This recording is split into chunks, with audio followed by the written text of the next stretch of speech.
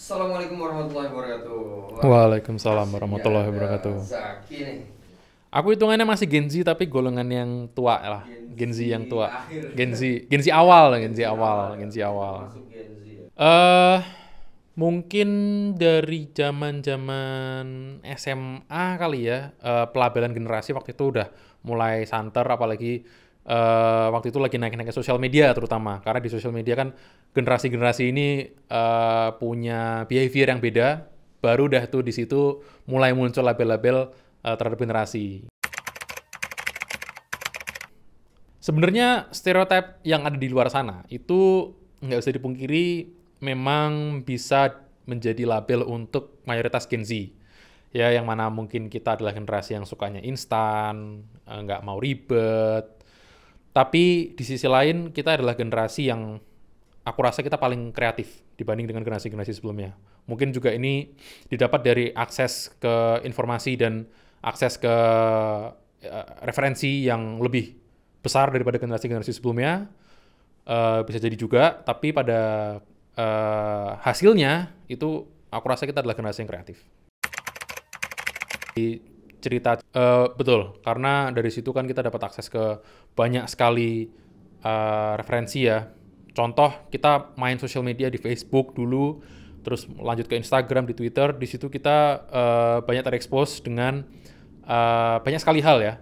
Mulai dari cerita-cerita bisnis owner kah, mulai dari hasil-hasil karya orang di luar sana, entah itu lagu, musik, seni yang lain, fashion, bahkan sampai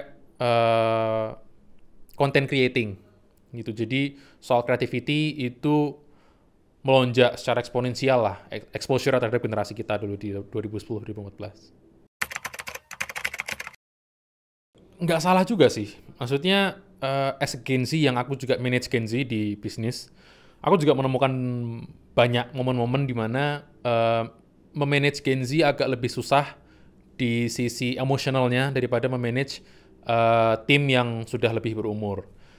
Memang lebih rapuh, maksudnya gampang baper, terus kadang juga agak lebay ya, dalam arti kerja tuh harus semua faktor di kerjaan harus dia sukain, kalau enggak ntar dia nggak jadi nggak mood kerja, gampang bete, dan bahkan juga gampang resign jadinya. Ya ditemukan memang. Kalau ada triggernya apa enggak, mungkin ini nggak bisa digeneralisir. Tapi di era sosial media ini banyak banget informasi bertebaran ya. Dimana di situ juga berarti ada orang-orang yang mulai bercerita tentang bagaimana kondisi dia kerja, bagaimana kondisi dia hidup, dan di situ muncullah standar yang mana banyak Gen Z ini menggunakan standar itu untuk diaplikasikan ke diri sendiri padahal situasinya berbeda. Contoh, eh dia membandingkan hidup dia as a profesional, misal dia bekerja ya, tapi kan namanya Gen Z, kita masih muda, biasanya masih level bawah-bawah lah. Tapi dibandingkan dengan kondisi kerja orang-orang yang punya jabatan, yang mana pasti mereka punya kebebasan waktu lebih banyak, nggak harus dikejar-kejar deadline sama atasan, terus teman kerja cenderung sudah dewasa dan lebih profesional, yang mana jadinya nggak toksik, ya banyak lah ya faktor-faktor yang akhirnya dibandingkan dengan kondisi sendiri, padahal nggak apple to apple. Jadinya standar itulah yang malah bikin generasi-generasi di bawah ini lebih rentan, lebih rapuh. Sebenarnya jelas yang ini juga banyak sekali dibahas di media luaran sana, kalau Gen Z lebih konsumtif, punya pengeluaran untuk makan-makan, ngopi, nongkrong itu jelas ada dan banyak gitu. Cuman aku nggak seluruhnya menyalahkan Gen Z-nya, karena aku rasa seharusnya lifestyle yang dimiliki Gen Z pada umumnya itu harusnya bisa dimiliki tanpa Gen Z itu jadi nggak bisa nabung atau nggak bisa apa gitu. Kita berkaca juga dari negara-negara lain di luar, mereka semua punya Gen Z yang lifestyle-nya pun nggak beda jauh, konsumtif juga, tapi mereka punya kondisi keuangan lebih baik. Yaitu pasti disupport oleh kondisi keuangan makro ya, dan juga at least kondisi keuangan di negara kita sendiri gitu, yang mana sebenarnya kondisi keuangan di negara kita kan sebenarnya agak kurang sehat. Nah, itu juga sebenarnya salah satu hal yang kurasa bikin image Gen Z ini makin buruk, di mana mereka jadinya nggak bisa nabung gitu.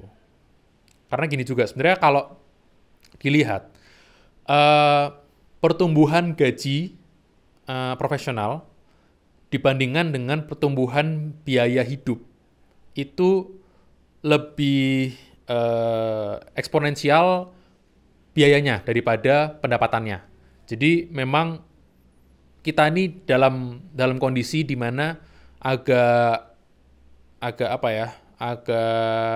kurang optimal lah gitu, kurang optimal. Maju mundur kena. Maksudnya kita maju dengan lifestyle kita tapi akhirnya nggak bisa nabung ya, keuangannya mungkin nggak mencukupi. Tapi kalau mundur ya pasti dong kita pasti tetap perlu lah yang namanya belanja-belanja tadi gitu. Pinjol itu sebenarnya produk yang tidak dikhususkan untuk Gen Z, tapi produk yang dipasarkan untuk market atau pasar orang-orang yang tidak memiliki keuangan baik. Kalau dilihat datanya, sebenarnya pinjol itu tidak didominasi oleh Gen Z. Banyak sekali ya mungkin orang yang sekitar umur 45, 50 yang juga terjerat pinjol karena biasanya kebutuhan keluarga juga besar gitu. Nah, balik lagi, jadi aku rasa sebenarnya kalau masalah keuangan ini bukan melulu Gen Z yang jadi penyebabnya ya, karena memang kondisi keuangan secara makro nggak sehat gitu loh, di mana orang-orang Indonesia ini banyak yang tidak mampu untuk memenuhi kebutuhan sendiri dan keluarga sendiri, yang mana itu harusnya adalah kebutuhan primer ya, yang harusnya secara mudah itu bisa di afford gitu. Nah, ya bersamaan juga dengan kondisi keuangan negara kita nggak bagus, dan aku nyebutnya orang-orang yang punya pinjol itu agak orang serakah ya, maksudnya dia memanfaatkan kondisi rapuhnya ekonomi kita untuk dimanfaatkan untuk mencari keuntungan yang lebih lagi. Ada kesempatan itu ya pada akhirnya orang-orang tersebut merilis fitur pinjol kepada orang-orang yang membutuhkan, yang mana sebenarnya mereka juga pasti akan kesulitan untuk memenuhi pinjamannya, membayarkan pinjamannya, akhirnya mereka harus pinjam lagi di tempat lain untuk gali lubang tutup lubang, akhirnya terjerat sampai kasusnya paling parah ada yang bunuh diri kan, dan yang bunuh diri pun banyak yang muda tapi juga banyak yang sudah tua juga gitu. Jadi itu lebih ke general. Itu mungkin akan jadi jawaban yang super insidental ya, di mana kondisi masing-masing orang berbeda-beda sehingga jawaban dari pertanyaan itu juga beda. Kalau dari aku sendiri, aku tumbuh di keluarga yang sangat jauh lah dengan hutang untuk memenuhi kebutuhan sehari-hari sendiri ya. Beda dengan memenuhi kebutuhan bisnis. Kalau dulu sih memang sempat ya ada hutang untuk keperluan bisnis, cuman untuk keperluan pribadi kita nggak pernah berhutang. Jadi aku nggak pernah kenal dengan pinjol, nggak kenal dengan hutang bank. Paling ku pakai kredit card, itu pun selalu lunas di akhir masa penagihan gitu. Jadi nggak ada hutangnya. Tapi di sisi lain, balik lagi karena ekonomi kita yang nggak bagus, aku juga kenal beberapa orang ya, terutama sebenarnya yang lebih kenal adalah karyawanku sendiri. Di mana gaji yang mereka terima, walaupun gaji itu udah di atas UMR ya, di atas UMR, dan maksudnya untuk posisi entry level udah oke gitu loh. Tapi karena mereka juga ternyata sandwich ya, di mana mereka harus menanggung tanggung jawab ke orang tua juga, yang mana mungkin orang tua butuh bantuan, akhirnya mereka kejepit. Nah, ketika kejepit itu, solusi paling mudah adalah ya mau nggak mau pinjol gitu. Itu yang sebenarnya agak ku sayangkan juga ya, karena pinjol menjadi solusi untuk teman-teman kita yang terjepit. Padahal pinjol sendiri sebenarnya itu hanya masalah baru gitu kalau menurut aku. Jadi kalau tanya mungkinkah punya properti, ini ada 3 faktor yang harus kita telaah gitu ya. Yang pertama memang kondisi pribadi masing-masing.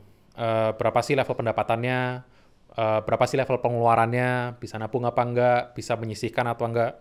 Yang kedua adalah faktor jelas ekonomi makronya. lagi sehat apa enggak, lagi macet apa enggak pertumbuhannya, gimana ke depannya. Yang ketiga adalah industri properti itu sendiri. Karena industri properti ini sebenarnya agak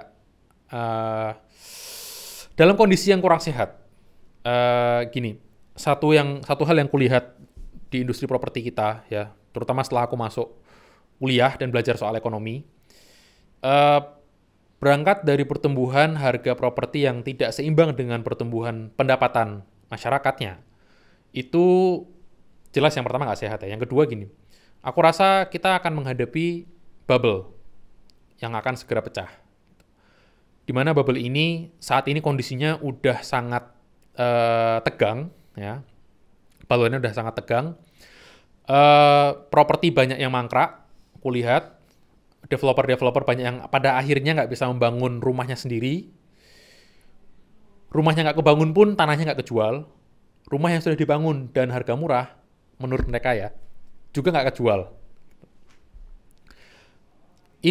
Kondisi ini, kalau misalnya terus-terusan berjalan, nanti akan pecah pada suatu saat, dan pada saat itu nanti harga properti akan anjlok gila-gilaan. Ya, namanya bubble, gitu kan. Dulu mungkin pernah terjadi di luar negeri juga, triple W bubble, di mana website pertama kali muncul itu juga ada bubble, terus mortgage juga ada bubble. Nah, industri properti di Indonesia ini juga aku rasakan ada bubble. Jadi, walaupun aku udah menikah, berapa nih? Kurang lebih 2 tahunan, ya, mau 3 tahun, sampai sekarang aku nggak memutuskan untuk beli properti. Karena di awal, sebelum nikah bahkan, aku udah yakin banget bahwa pada suatu saat nanti yang aku rasa nggak lama, bubble-nya akan pecah, dan pada saat itulah baru nanti aku akan mulai beli rumah. Karena di saat itu pasti harganya akan lebih masuk akal. Kita dulu ditanamkan mindset oleh pihak-pihak di industri properti, di mana beli rumah adalah investasi.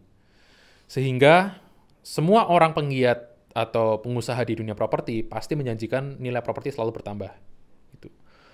Sayangnya, pertambahan nilai properti itu nggak setara dengan tadi, kondisi ekonomi dan juga kondisi pendapatan masyarakat. Gitu.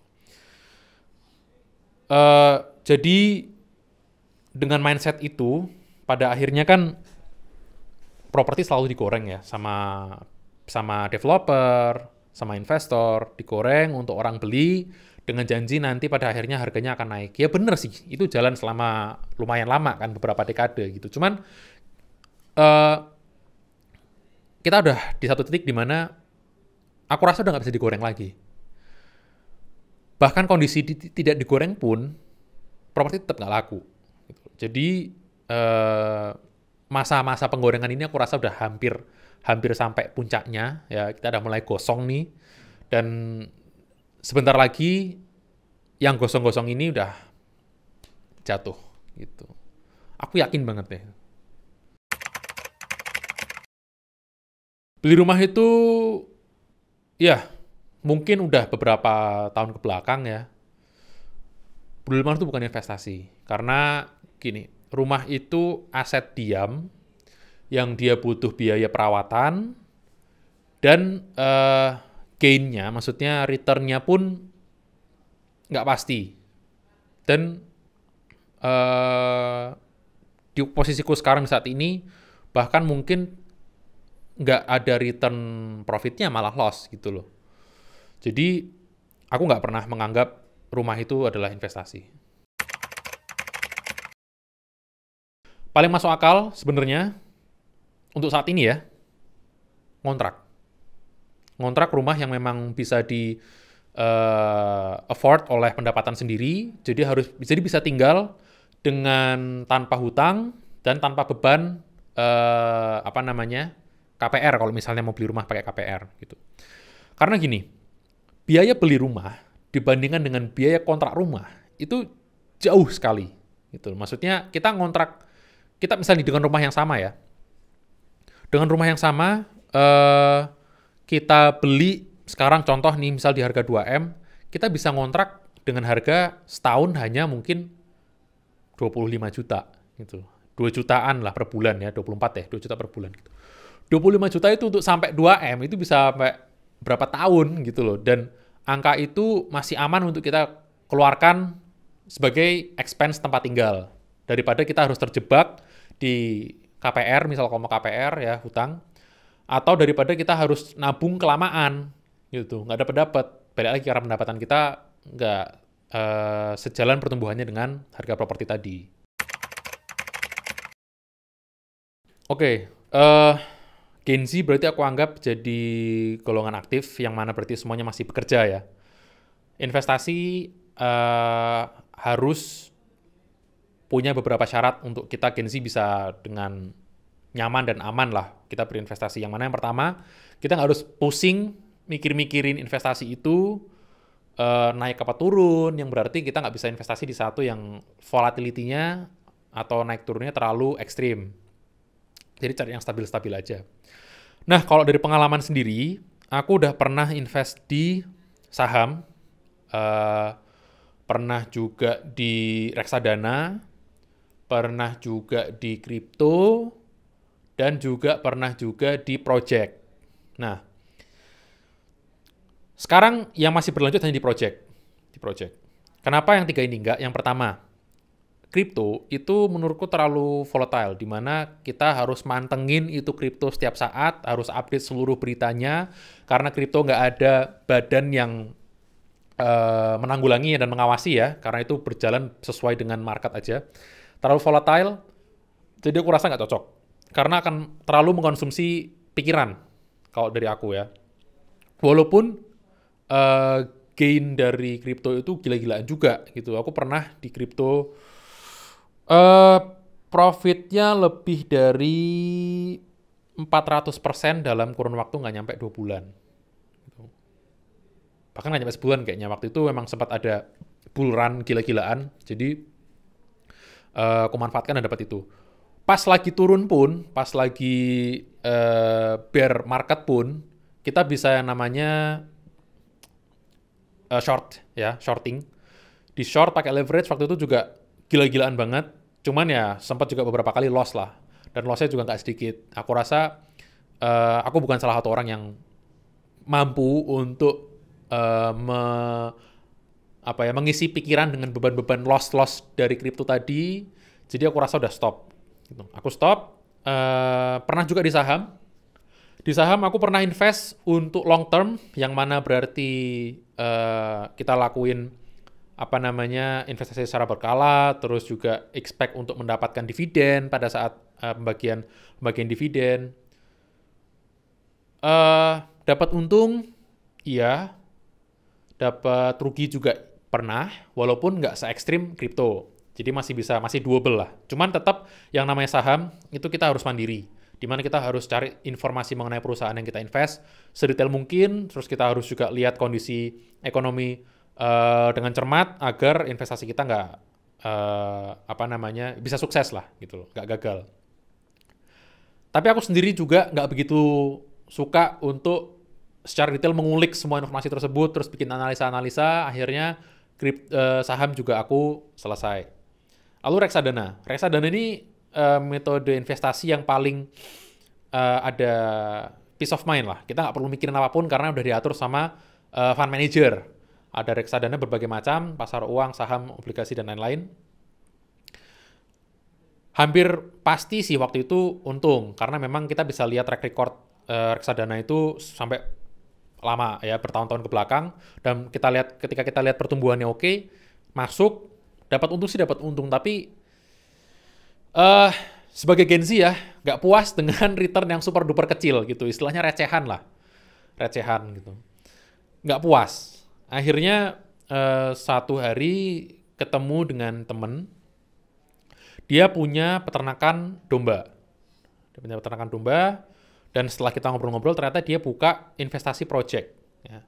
Kenapa project? Karena kita nggak investasi di perusahaan company dombanya, tapi dia investasi project, yang mana investasi itu langsung ya, ini contoh realnya aja. Dia punya kandang besar, dan juga ada beberapa kandang mitra-mitranya dia. Nah, kita invest nih, misal 50 juta gitu ya.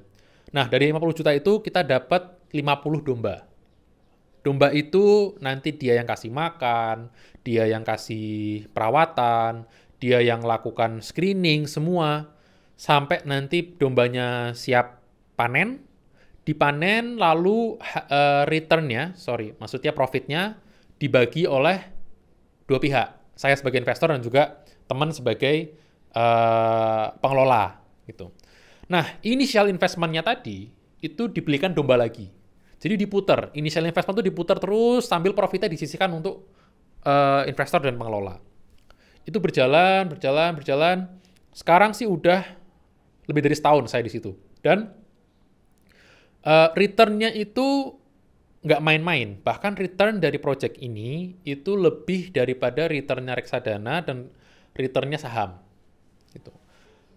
Sebagai gambaran, ini sebenarnya return yang aku bisa bilang cukup gila sih, karena ini kita pasif investor kan, karena yang mengelola semua pihak pengelola, jadi kita hanya masukin duit aja, tapi aku dapat return bersih bahkan bisa sampai sekitar 52% dalam 13 bulan. Itu gila banget gitu loh. Bahkan Warren Buffett aja dia return per tahunnya nggak sampai 20% gitu loh. Padahal dia udah istilahnya suhu di dunia saham kan gitu. Ini bisa sampai 50% dalam kurun waktu 13 bulan. Ya kalau 12 bulan ya berarti sekitar 45% something lah gitu. Itu gede banget gitu loh. Yang mana berarti dalam kurun waktu 2 tahun sekian ya, 2 tahun lebih dikit, itu bisa break even. Return atau profitnya udah bisa menyaingi initial investment kita yang pertama. Jadi untuk saat ini itu yang aku lakuin, dan dengan investasi kayak gini itu kita bisa yang namanya lakuin apa tuh istilahnya ya? No. Kita bisa gulung lah istilahnya gampangnya gitu. Jadi say 50 juta gitu ya. Kita hitung bersih dalam 13 bulan dapat setengahnya, berarti kan 25 juta. 25 juta itu dimasukin lagi. Jadi nilai investment kita udah 75 nih. Tahun depan kita dapat sekitar 30-an something. Jadi 100 juta nih.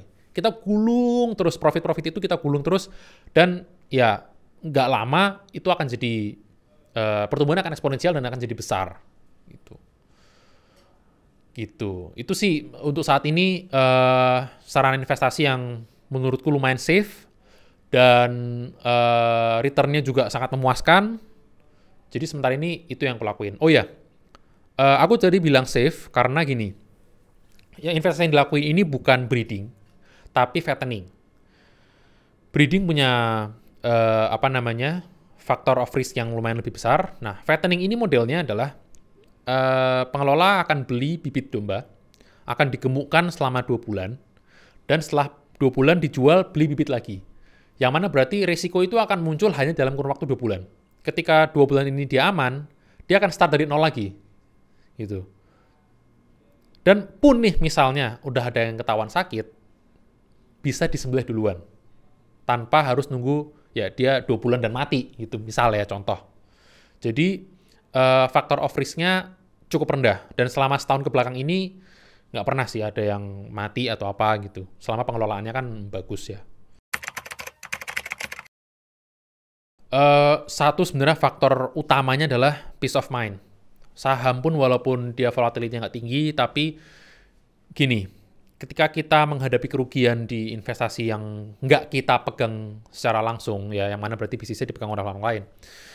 Terus sebenarnya nih, kita sebenarnya bisa pull out sebelum itu rugi, tapi kita nggak mantengin. Akhirnya kita rugi dulu baru pull out. Nah, itu jadi beban pikiran. Aku nggak bisa nggak nyaman lah, maksudnya nggak nyaman untuk bisa menanggung beban pikiran seperti itu. Beda dengan sektor real ini, yang mana aku bisa cek ke kandangnya setiap hari, bahkan kalau mau bisa tahu semua perjalanan dombanya dari dibeli, divaksin, divitamin, dikasih obat dan dirawat setiap hari, itu aku bisa tahu prosesnya. Jadi itu sih, peace of mind itu yang aku anggap jadi faktor utama. Karena dengan begitu, fokusku dan pikiranku bisa aku pakai fokus untuk ngerjain bisnis sendiri. Nggak harus mikirin si saham, si kripto tadi.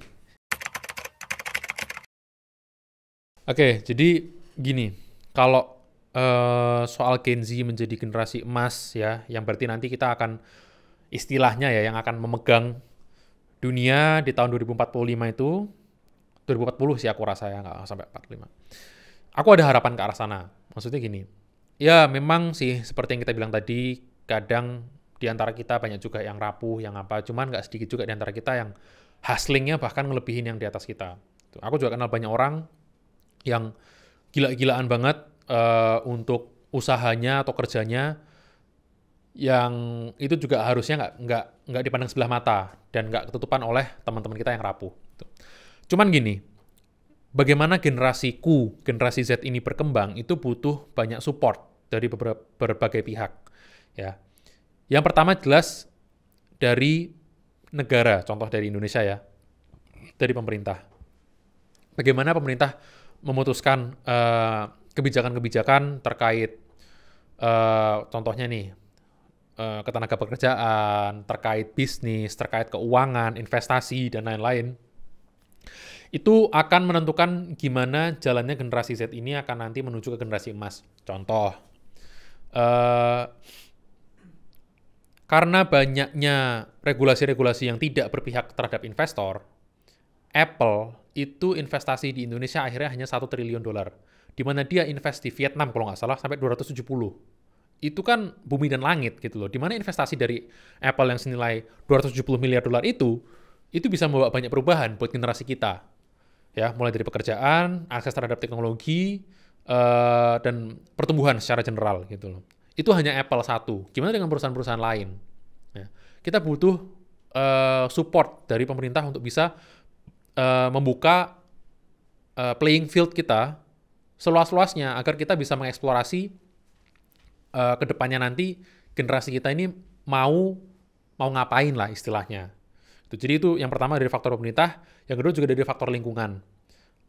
Nggak bisa dipungkiri dari pendidikan formal ya, sekolah, lalu pendidikan informal dari keluarga, dan juga lingkungan secara general juga ikut andil dalam bagaimana generasi Z ini akan tumbuh nantinya.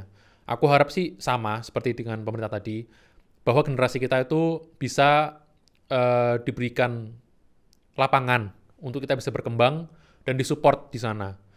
Gitu. Karena kita adalah generasi yang kreatif, jadi aku rasa jika kita disupport dengan baik, perkembangannya nanti bisa akan luar biasa. Kalau apa yang dilakuin sekarang sih mungkin agak ini ya, karena mungkin beberapa Gen Z masih ada yang sekolah juga. Ya, at least gini, ada beberapa hal yang bisa disampaikan secara general adalah umum banget, tapi do your best. Maksudnya gini, ketika kita menjalankan apapun yang kita jalankan, ya harus tanggung jawab lah. Ya memang sih generasi kita rapuh, tapi masa iya mau rapuh terus, kan gitu. Kelebihan-kelebihan yang kita punya di generasi kita, manfaatkanlah dengan baik. As a business owner, as a professional, as a student, kita harus bisa sekreatif mungkin dalam menjalankan apa tanggung jawab kita sekarang. Nggak bisa dipungkiri, ya namanya hidup, nggak cuma generasi kita ya, generasi atas kita juga menghadapi masalah-masalah, dan semua masalah itu sebenarnya pasti ada solusinya. Gitu. Nggak boleh cepat menyerah. Itu sih yang harus kita pegang sekarang as a Gen Z. Jangan lupa teman-teman nonton terus Money Habits di channel favorit kalian.